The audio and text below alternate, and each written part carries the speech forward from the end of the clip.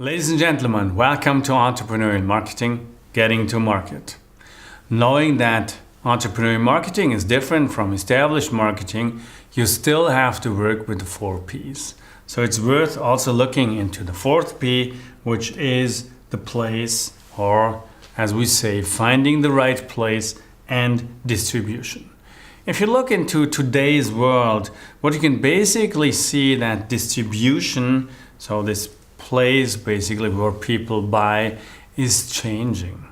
In earlier years, everyone was going into stores. Nowadays, people buy online. Actually, not only buy online, but they also buy complex products online as cars. So for a car which needs a large explanation, people used to go into the stores and look at the cars and try to understand the features and all sorts of things.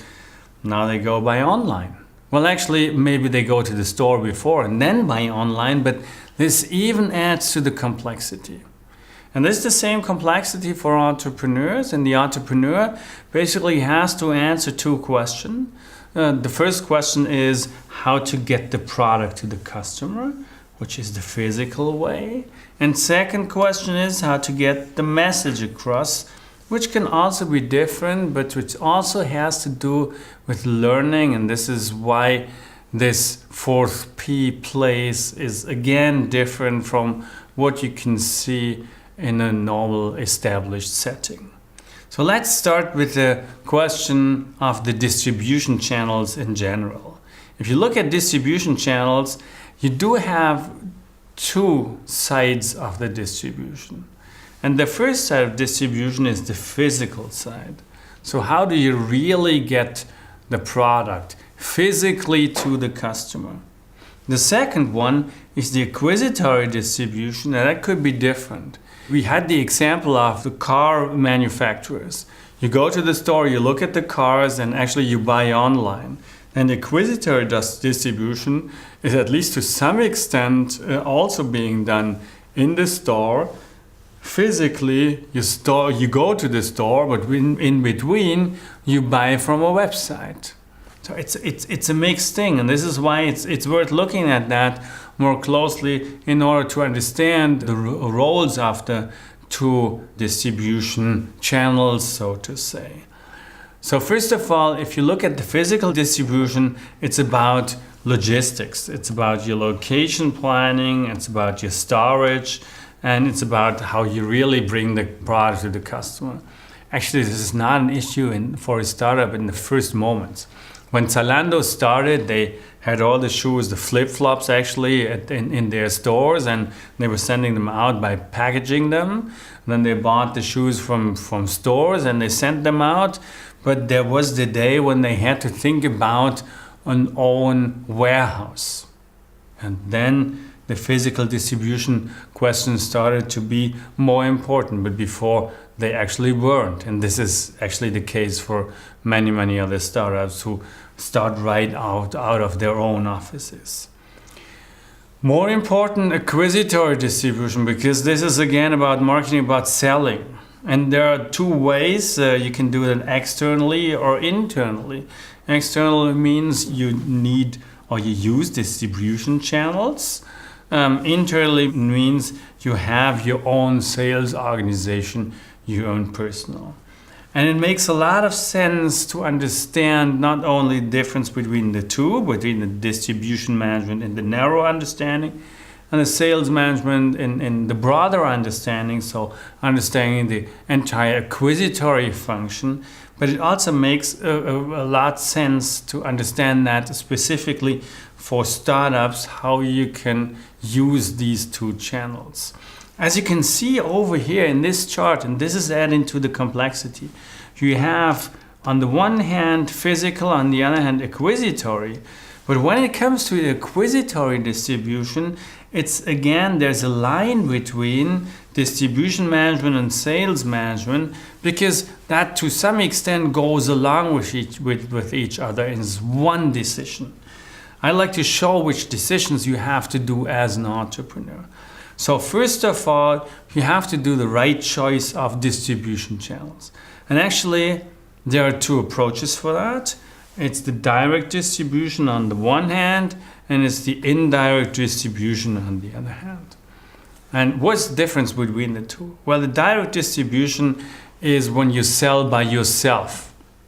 Michael Dell is a great example of only doing direct distribution. Actually, he had the telephone lines. And actually, when he started to do indirect distribution, his profitability went down a lot. So, knowing that direct distribution normally means you're closer to the customer, you can do direct sales, you have higher transaction costs for yourself. However, it makes sense when you can pay for these higher transaction costs because you have high-priced or sensitive products or products in general which you have to explain a lot more. So what are possible channels for that? You can do the internet, and that's the easiest.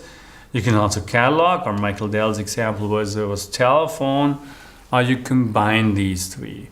So there are various ways to bring your own products to the customers in a direct way. You can also mix it or use the indirect distribution, which is at the very end a partnership with existing channels. And the question is, do they really let you in? So you can use them based on financial incentives, and the biggest financial incentive is give them a higher margin. But even with that, it might be difficult to get in the big warehouses to be listed at Aldi, for example. They only list a number of products, and you as an entrepreneur getting into this listing is not very probable, I would say.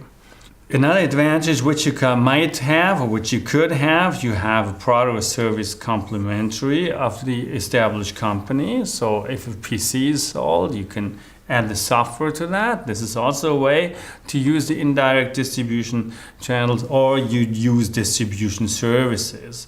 Distribution services could be the same as we see before, catalogs or internet from other companies. So what you can also do if you want to sell something, you have your own internet presence where you sell something, but you can also open an Amazon store where you can then use the two ways of distribution. So in general, you see there are basically two ways. Question is how to use them, which leads to the point that only a few startups will have the chance to use the established distribution channels like an established company. Why? Because most distribution channels are expensive, first of all. You won't get in. If you want to get listed at Metro, for example, which is a large seller, a wholesaler in Germany, you have to make an upfront payment. Most startups can't do that. Maybe you can talk them into not having that with you, but in most cases it's the fact. So it's basically not only expensive, you don't get in, prohibitively expensive because you have to give them margins. Maybe you also have to give them higher margins than you'd like to give with your pricing, cost base, and so on. So basically it leads to the point that startups often will have to find innovative ways to get their products to the customers. So what are the innovative ways? How can you basically play the distribution? So first of all, let's look at the distribution again as we've seen that before, direct versus indirect distribution. If you have a product with a high sales price, what you can do is you can build up your own direct distribution, because with those products, which are quite complex, you have to have a bigger level of explanation. So if you'd like to sell a PC, everyone knows what a PC is in general, but still people have questions. If you sell a new electric car, people probably will have questions. You have to explain, so you have to, at some extent, do that directly. That could also be a fact why Tesla is really using their sales approach in the way they do it. So you'd like to remain in control, you have a higher level of control, you can talk to the customer more easily, also understanding the customer better in order to understand the reason, for example, why a customer buys. Secondly, the indirect distribution is a lot lower resource requirement. You can use other people's resources. That's a big advantage, actually. But the problem is you have to get in. So it's not only getting in, it's also motivating then the distribution channel to especially sell your product. Even if you get in a supermarket, what's the incentive for a supermarket to display your product where customers can see that? Customers come because they are looking for the established brands, looking for cheap prices. What about your product? They only want to see that or want to show that if it's a big margin or whatever. So basically, it costs margin from you, which makes the decision for them difficult and makes difficult for you to go into. So in most cases, startups normally start with some kind of direct distribution first, and then they try to fight themselves into the indirect distribution at the very end. They end up with some kind of dual distribution. Remember the cereal company we were introducing, My Müsli, a German company. They started with the custom-made cereal, which is a great idea, and you're only able to buy that in the direct channel via internet. However, since the brand is known right now, at least in Germany, they also are listed in large supermarkets. This is when they stepped over to the dual distribution in order just to have a higher degree of market coverage, for example. How do you decide on that? How do you decide between direct and indirect distribution? Well, there are 5 criteria which we found out in a PhD thesis, which are most important to decide on the question how to distribute. The first criteria is, what are the transaction-specific assets? Meaning, what are the investments that are specialized to one or a few users or a user of your product? And if the investments are very, very high, so if it's costly to build the distribution channel, so to say, it makes a lot of sense to use other people's distribution channels.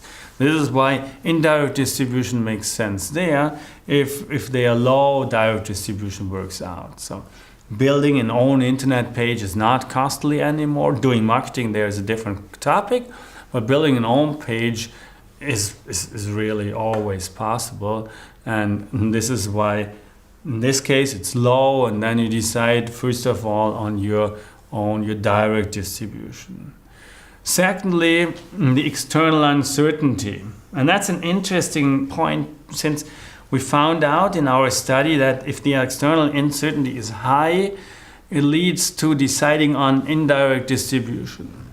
Does it really make sense?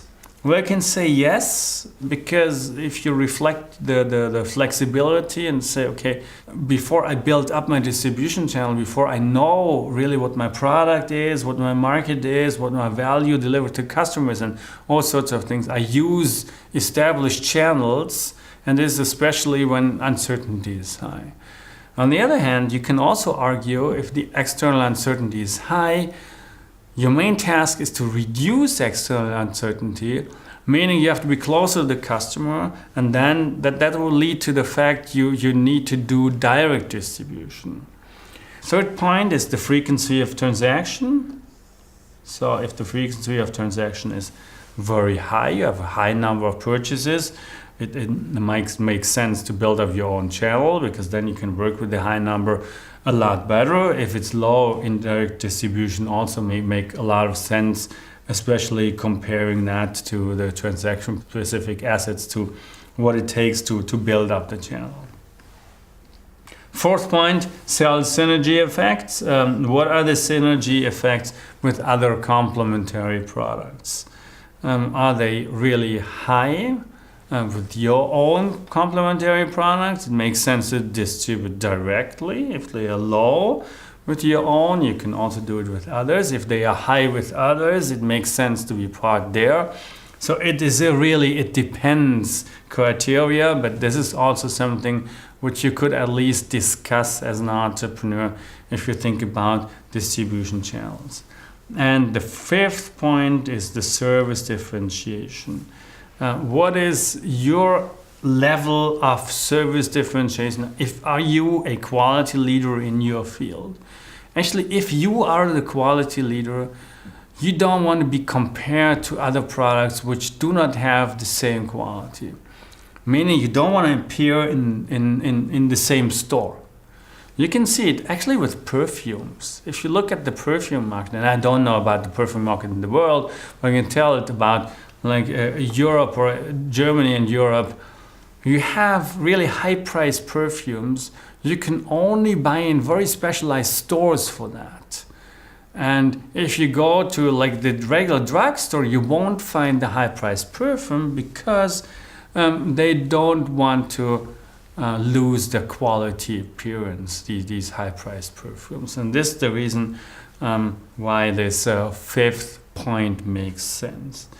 In total, startups who want to compete based on differentiated product and value proposition should choose an indirect distribution strategy. That's the first point here. And startups who want to compete based on efficiency and cost, they should go more to a direct distribution because then they can handle it all by themselves and also the cost structure associated with that. However, 5 criteria, and every setting of a startup is different, so you have to go deeper into understanding that. Now this gives you a good idea on how you can do your distribution. You've learned which are the distribution channels. You've learned that distribution is not only bringing the product to the customer, but acquisitory distribution and how to decide on that. So this is your step into distributing your products.